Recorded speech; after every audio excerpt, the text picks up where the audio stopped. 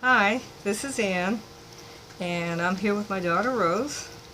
And of course, without my daughter Rose, you wouldn't be seeing me. And I thank Jesus on heaven super big time for allowing us to be here. Uh, we did earlier, you'll find out there are going to be two smaller videos before this one. And one of them is we're going down to the Dollar Tree, and we found some pretty good deals. Over the weekend, my husband, unfortunately, his eyeglasses got broken, and so he just needs that little plastic little deal on his nose. So at the Dollar Tree, they got the little eye repair kit. It's got the little thing in there, $1, can't beat it. Another thing too, over the weekend, Big Lots had a great deal on Sundays. Everything was 20% off. Found these they're little mosquito wristbands. You can wear them around your wrists or your little ankles. We bought these years ago. These were like 90, I think it was, let me see here, 95 cents. But they were 20% off. We're going to try to use them. The mosquitoes have come out. They love Ann. They love Rose too. They love us all. And so we're going to try these out.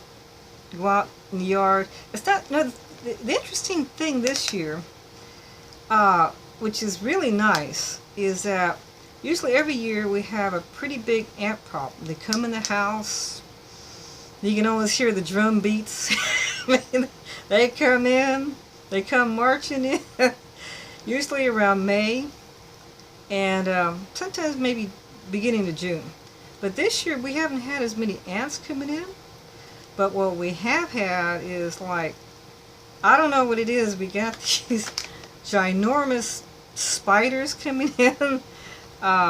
Really scary. And then, of course, we ended up with a fruit fly situation. I think I mentioned in one of the videos. And we we were looking at some YouTubers, and they had these formulas on how to get rid of them. And we tried. Yeah, we looked at 2, 3, we decided to go ahead and try it, and it worked. I can tell you right now, it worked. Apple cider, a little bit of detergent. My daughter went ahead and said, add the sugar in there. And boy, it got rid of all the fruit flies. I mean, the first time we really had a problem with it this year. And then of course, now the mosquitoes are popping up, but it's not as bad as it could be.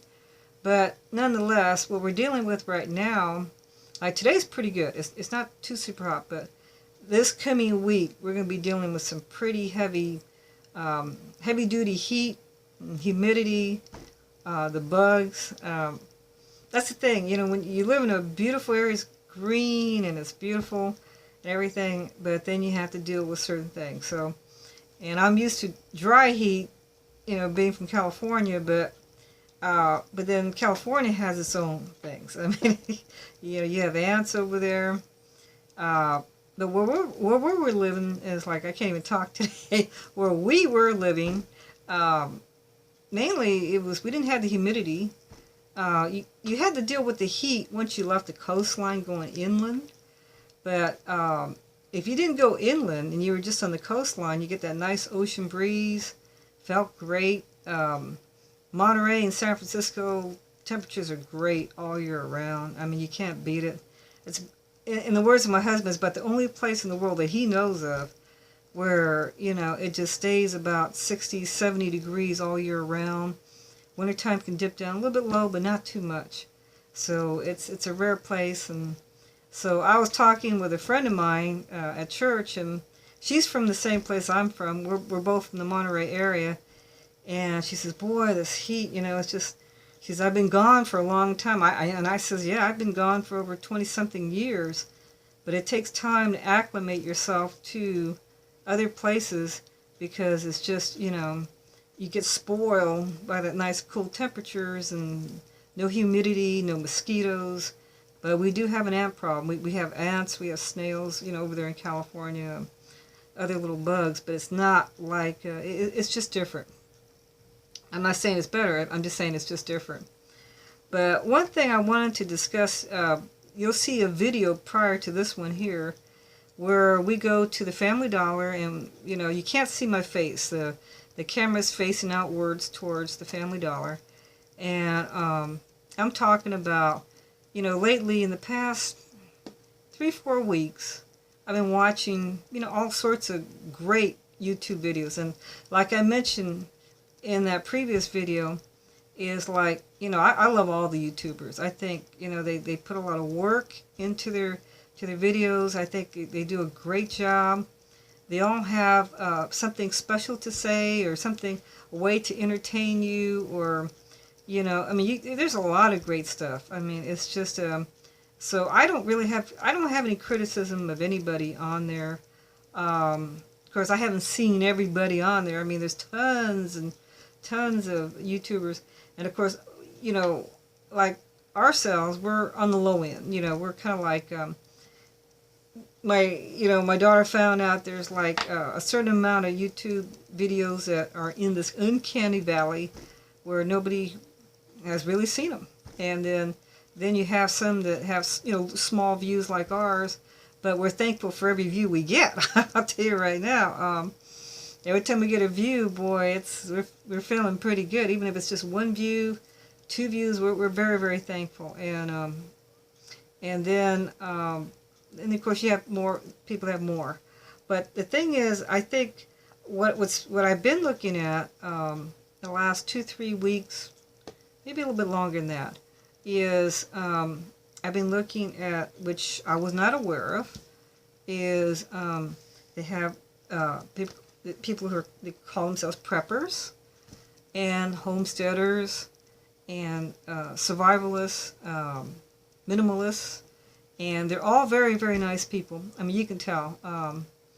And so they're talking about certain events that they're worried about, where they're trying to prepare for these events that you know could happen. And some people say, hey, it's going to happen. And of course, I look at a lot of mainline news too, and you know, I was telling my daughter, I said it gets to a point where, you know, when you look at the mainline news, or even if you look at YouTube videos, in your brain, in your brain housing group, you're trying to think, well, you know, I wonder what is real. I mean, I know Jesus and all in heaven are real, but I'm just trying to think, you know, it's like, what is real? I mean, is it, you know, is it as grim or as middle or as light as they say it might be? Will there be, you know, a time when, you know, there was mention about when all of a sudden, you know, your money won't really be any good. There'll be a new currency. All of a sudden, it might be just gold and silver might be the only accepted, you know, currency, or bitcoins or other type of currencies, which I'm not real familiar with. I have not done a lot of research on this. So then, you know, they mentioned, you know, possibility that we went through a recession, and I know a lot of people suffered. Even our own home was underwater for quite a while. And but I know people went through, I can see on television and stuff, I've seen even, you know, with, you know, people that we know and family and stuff, where they had it a lot rougher, or they lost a lot more than we did. And so, you know, we're very thankful to be able to gotten through. To me, the thing that always went through my mind was, around 2010, people said, well, things are, you know, prosperity is around the corner, everything's fine. And in my gut core, I never felt that it was totally fine. I kept seeing things that just, you know, stores were closing, and you see a lot more now. And then I heard that they said, well, a lot of these brick and mortar stores are shutting down, a certain amount. They said because people are doing online shopping. But then they found out that it's not even really online shopping, because they said a lot of people are, you know, in a situation where they're living paycheck to paycheck, money's tight. And it's not anybody's fault. It doesn't mean anybody's like doing smart things or dumb things. It's just the way things are.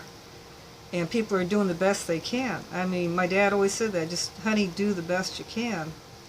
And so the thing, I think the thing that you can watch many videos, and it's good to watch them because you get a different perspective, you get a different idea, you get different things.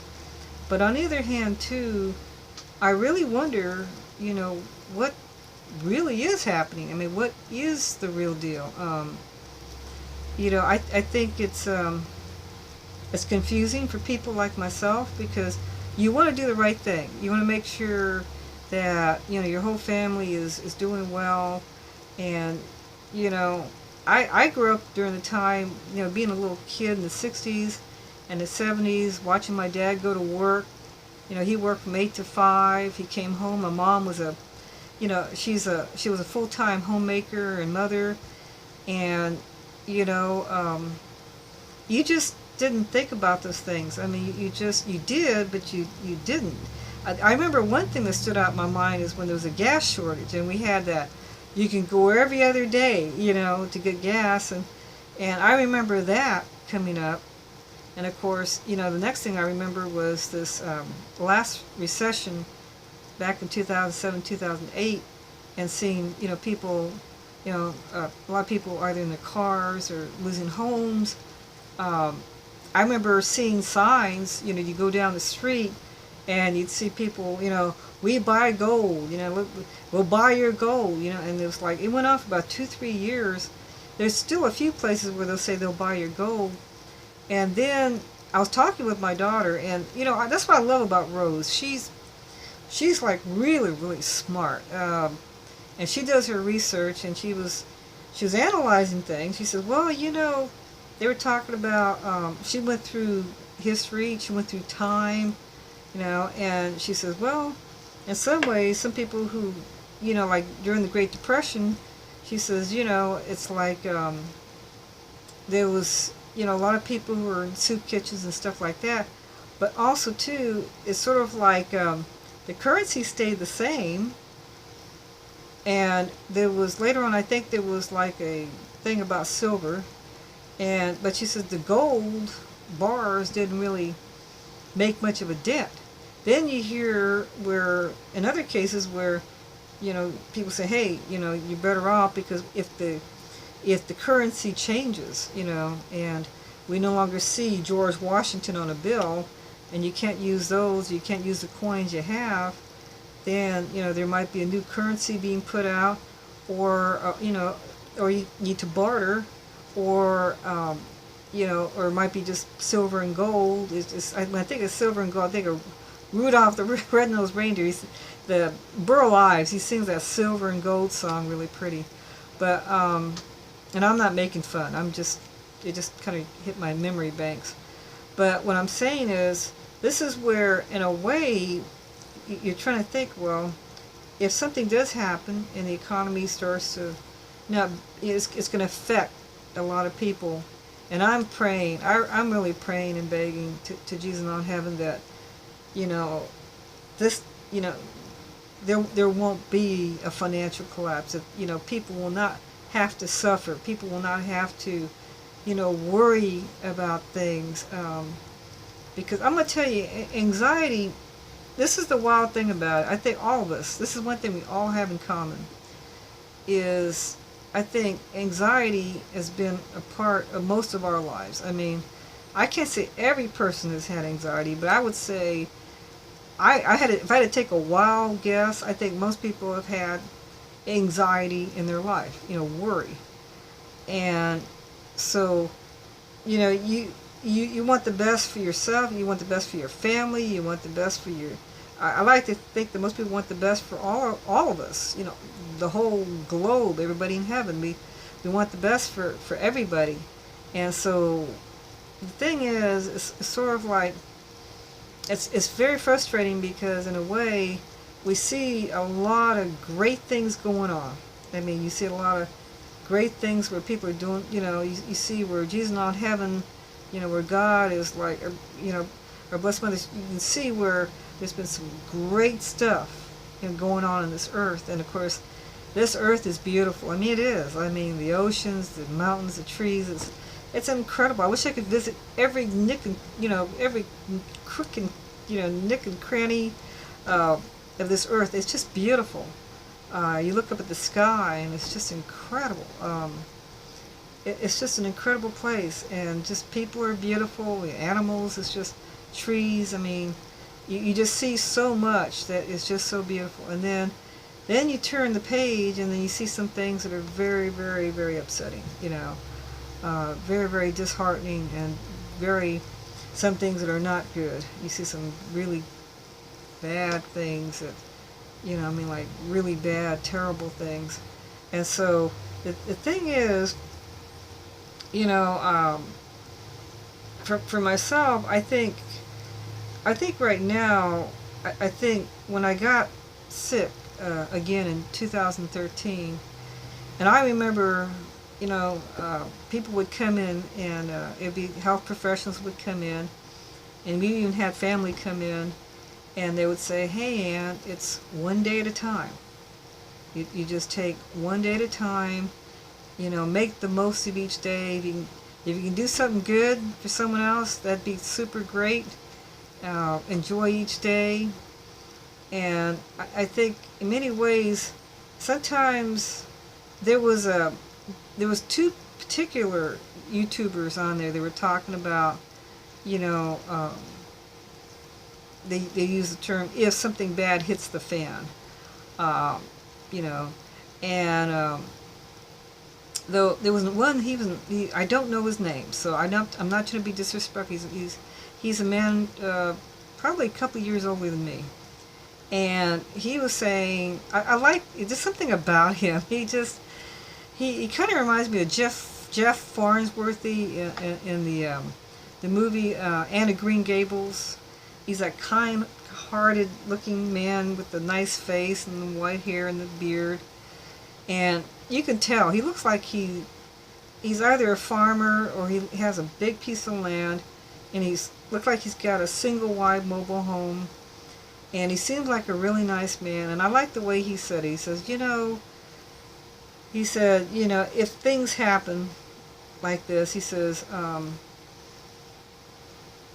he was talking about, common sense things. He says, like, don't try to overdo it or underdo it, but just try to be prepared like you would prepare, like even for if the electricity went out for a week and you had a big hurricane or tornado knocked everything down, or there was a flood situation. He says, but in the case of, of something financial or something nuclear or something happened other than that, he says, try to be prepared, but he says, I guess in a way he says, try not to overdo, just kind of be realistic about things, and then there was another man, he's a pastor, and he lives in I can't remember his name, but he lives in a cul-de-sac, and he said, well, I got about 3 months worth of food saved up, and he says, I have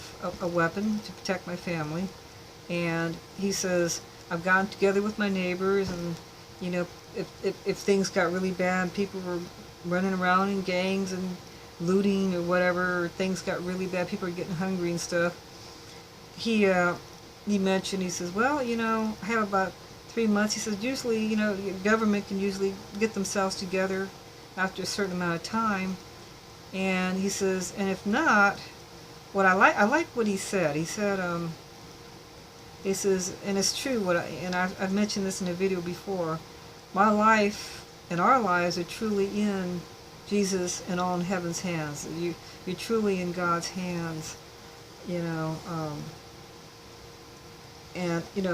I also include our Blessed Mother, Papa Joseph's hands. It's just, you truly are in God's hands, and that's, I'm thankful to be in God's hands and Jesus and all in heaven's hands, because I see myself. I was talking to my daughter the other day, and in some ways it's kind of a weird thing, but I'm kind of how do you describe it? I'm kind of what was the term I used for myself? Let me think what it was. It was I'm kind of a control freak. That's what it was. I was kind of a control freak, and I think that, if we're going to do this today, blah, blah, blah, blah, blah. And I've seen most of my life, you know, thinking that somehow I have control over this and this and this and this and this. And then, I think, over, when I turned 33, I got pretty sick. And the neurological stuff kicked in, which I didn't know existed. It's kind of an interesting thing to say that, you're born handicapped and you don't know you're handicapped. I mean, I thought it was just certain things I couldn't do, but I just thought they were just my own personal deficiencies. Then you find out, you got something going on, that you're born with the brain thing, and then, my nerves got bad, and it, then time goes by, and then, back in 2013, I was diagnosed with cancer.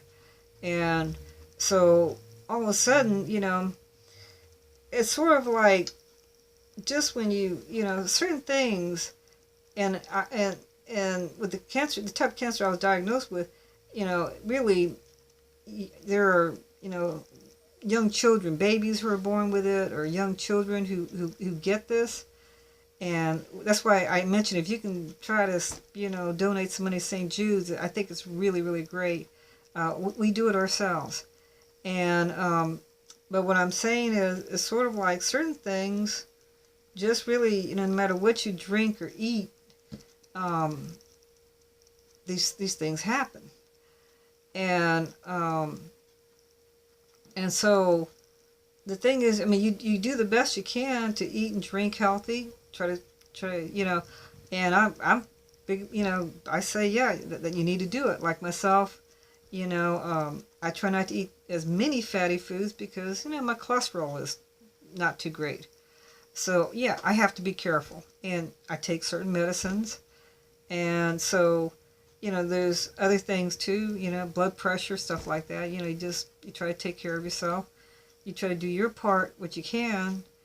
But I think in many ways, I see myself, I see myself, like, I'm a Pisces. I'll tell you that. And, and people say, some people don't say you shouldn't get into astrology, but I do it strictly for fun. It's nothing bad there. But I see myself, and with Pisces, you have two fish, one going upstream and then one going downstream.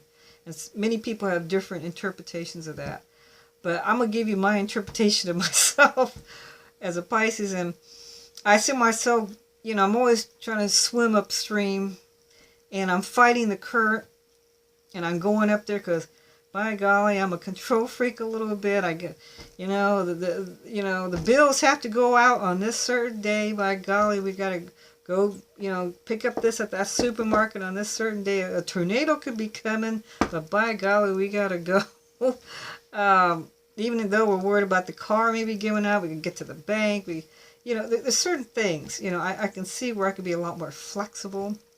And it's been hard. It's an everyday thing to try to just let go and let God. And it's really, really difficult. And so then the more I try to go upstream and I fight the current, the harder it gets. But then once in a great while, when I envision Jesus and all in heaven, they truly do take beautiful care of all of us. And I just say, hey, okay, let's just, it's all about when you're doing God's will is God makes the best decisions for you. He has the best intentions, the best love, the best of everything for you.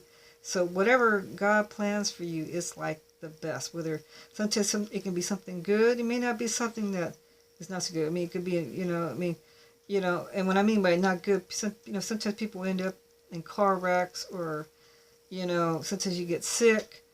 Sometimes it can mean, you're going to heaven quicker than you thought you would. or it can mean like, other things that, all of a sudden you win the lottery or something and you're happy as anything. Or, something great happens to you. You're getting married and you're getting married on a beautiful beach and the sunset's coming down, and it's that moment, you never forget that moment. And so it's stuff like that. So I think in many ways, we were talking about this the other night, and it's like, for myself, one prayer I could say for myself is that I pray that I can learn to just let go and leave everything in Jesus and on heaven's hands, and our Blessed Mother's hands, Papa Joseph's hands. Just let go and let God completely take over, and just do what we're supposed to be doing, which is God's will. And see, like I mentioned, even with money, whenever you get money is, all the if we receive money, like jobs, money, anything we get is given to us by God. Everything is given to us by Jesus and on heaven. It's truly, money, everything it's a gift to us. If you think about it, it's the truth. There was someone who mentioned in one of the videos, and I thought that was really interesting. I had a friend do this. She had two houses. One was it was a rental house. Another one she was living in, and she found an auction house, and I think it was $40,000.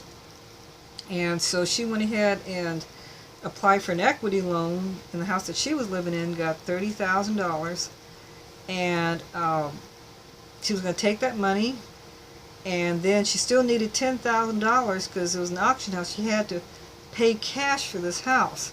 So I remember we went up to Raleigh, and she used $10,000 off her credit card to make up for the other $10,000 that was missing, because it was $40,000. It was basically, it came down to 2 manufactured houses on 5 acres, and beautiful property. It was, I'm not saying it was the best, but it was still nice. And then I remember, then she needed to put more money on other credit cards in order to fix the house up, because it needed a lot of fixing up. It's still in pretty good shape, but it was missing an air conditioner. It was certain things. They needed money to. So I remember one time she told me that the bills had come in, and she made a bonfire. She didn't want to tell her husband. And I don't know if she really did this or not. She could have been pulling my leg, but she says she threw the bills into the bonfire, so he wouldn't have to see it. But I think the big thing was, after that, I thought she was going to save the other 2 homes for her kids. But what happened was, the one house wouldn't rent out, and for a while her daughter lived there. But eventually, from what I can tell, and I could be wrong, but I think both houses ended up foreclosing. So, we're talking, each house I think was worth about $70,000. So that's $140,000 that's gone for rental or just even personal property. Ended up with a $40,000 deal, 5 acres, which is really nice. And then I remember she came up to me and she says, well, we're debt free, we're debt free. It's like, well, not technically, because even if the house was paid off, and even if all your credit cards are paid off, you still need water. You have a water bill, electric bill, maybe a telephone bill. Still have to have house insurance. That's preferable. Property taxes. Someone said something like, over there in Europe, but I think you can apply it over here. They say, you never really own the land underneath your house, even though you buy all the, whether you have a 1/4 of an acre or less than a 1/4 of an acre or 10 acres. They're saying you never really own your home. Own the land underneath your home, because it says if you did, why are you paying property taxes? if you truly owned it, you would be paying taxes on it.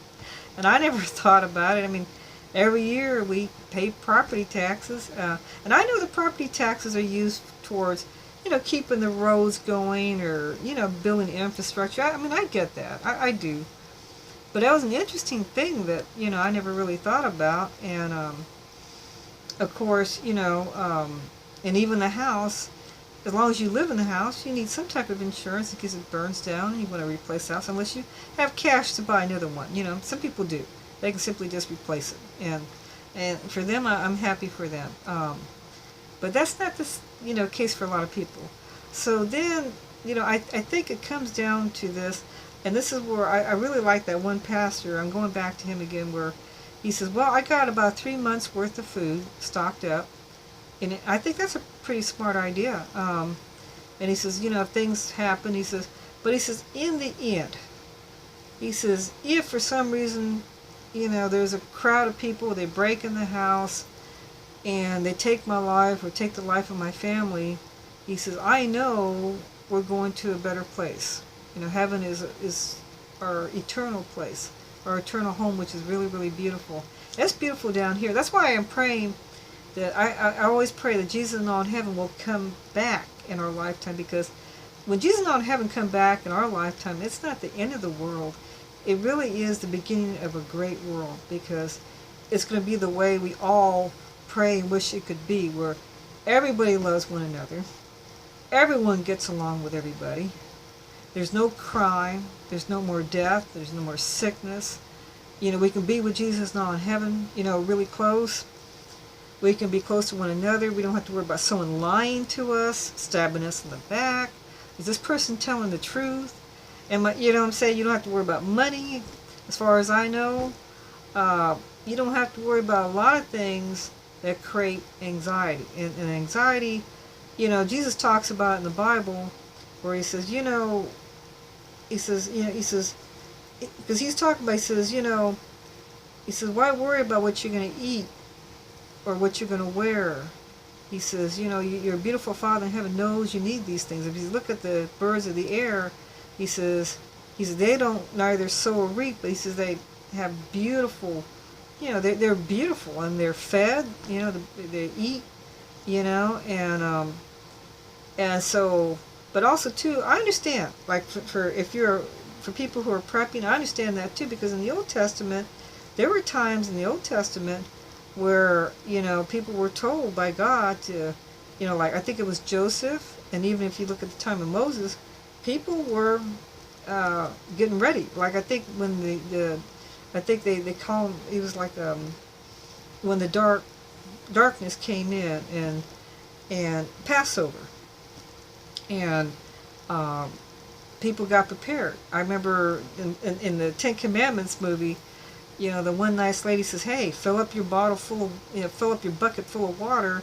because, for the next 7 days, there's not going to be any water, and blah, blah, blah, blah.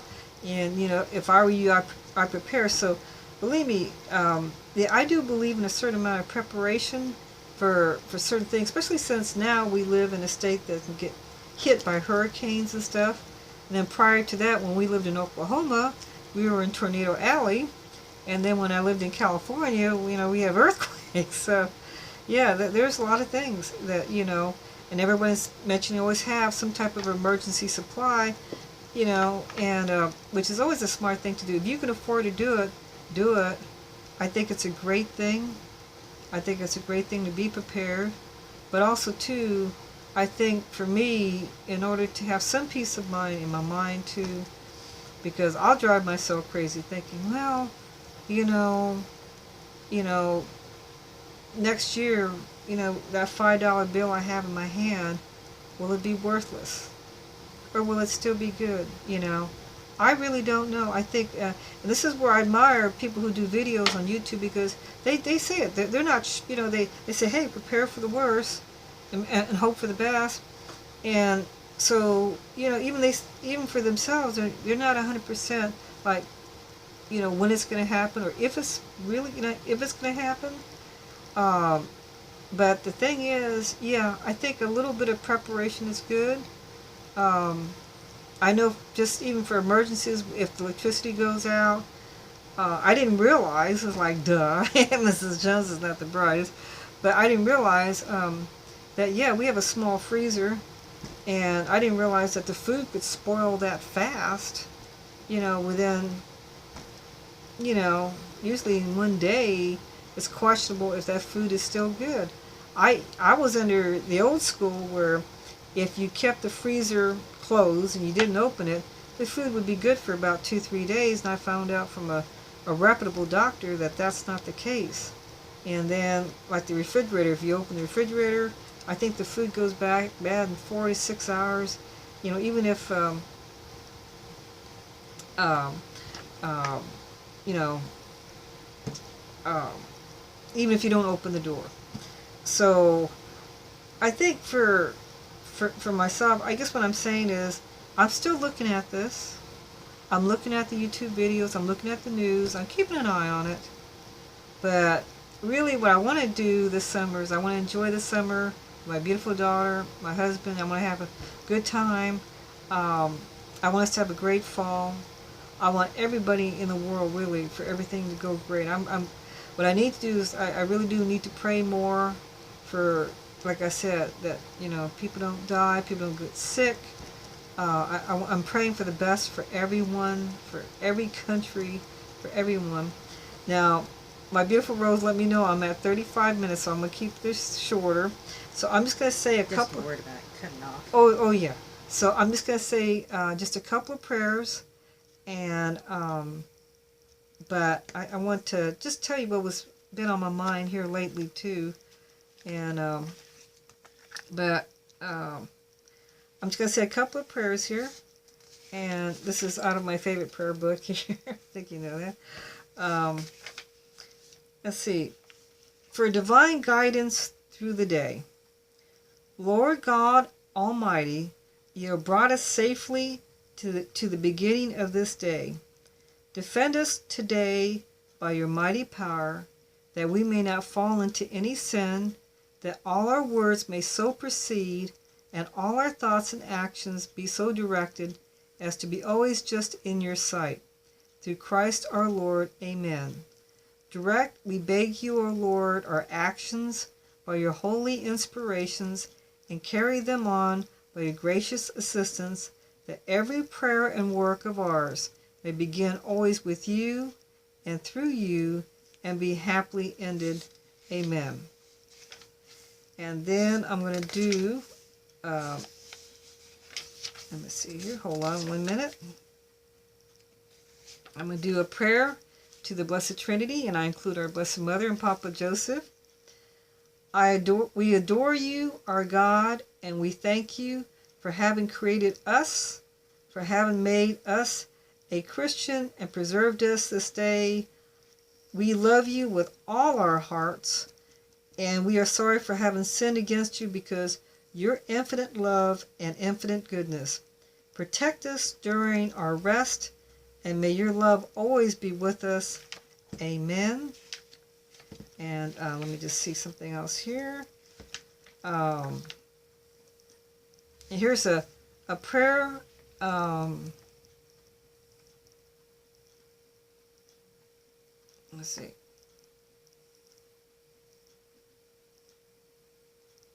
Here, I want to look at, here's a prayer to Jesus. Jesus Christ, my God, I adore you, and I thank you for the many favors you have bestowed upon me this day. I offer you my sleep and all the moments of this night, and I pray to you to preserve me from sin. Therefore I place myself in your most sacred side, under the mantle of our Blessed Lady, my Mother. May the holy angels assist me and keep me in peace, and may your blessing be upon me. And I apply this prayer to everyone. So I want to thank you for listening to us. May God bless you. May you have a blessed day. Sorry that the video is a little long. I went on quite a tangent. But I pray that all of you have a great day today.